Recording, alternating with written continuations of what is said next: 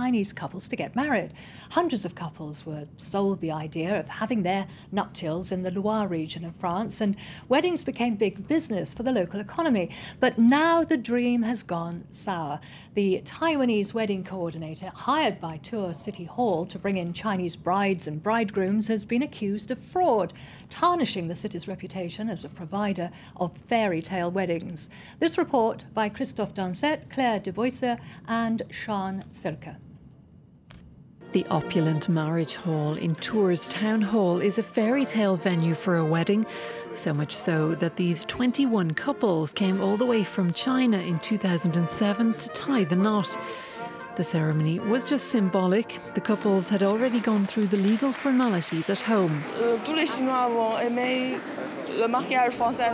Chinese people love the idea of getting married in France.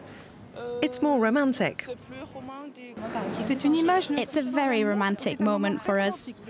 Consentez-vous à renouveler vos vœux de mariage?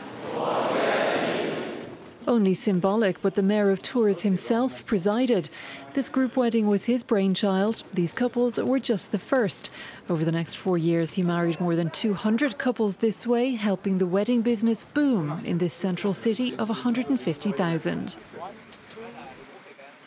China sells us lots of things, but we have something to sell too. Tourism, the Loire Valley, the Tours Town Hall, you can't outsource that. But the honeymoon period didn't last. Behind the dream weddings was an alleged fraud by a Taiwanese-born businesswoman, Lise Han. A wedding coordinator, the town hall hired her as the city's liaison with China. Her job was to sell Tours as the perfect romantic wedding location. She found the couples in China and arranged their travel to Tours, then organised their weddings down to the smallest details. In doing so, she awarded contracts to the events company she herself had founded. When she'd been hired by the town hall, they'd asked her to cut all ties with the business to avoid any conflict of interest. It's huge for these couples. It's really a dream come true. It's a wedding gift. Often their parents save for years to pay for the trip. But in 2011, the satirical and investigative weekly Le Canard Enchaîné revealed that Han was still a shareholder of the company and had put her husband and ex-husband in charge. So for 3 years, while a salaried employee of the mayor's office, she awarded herself lucrative public contracts, charging up to 50,000 euros to organise gala dinners and make travel arrangements. The mayor's legal team say they had no reason to suspect Han. When Lise Han was hired by the town hall, we knew very well that she was the director of this company.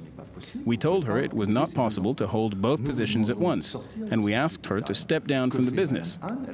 A week later, Mrs. Han came back with documentation that showed that she had left the company.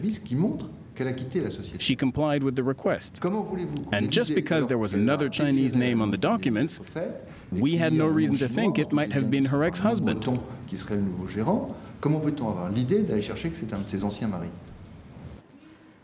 Han is now under investigation for fraud, as are her husband and ex.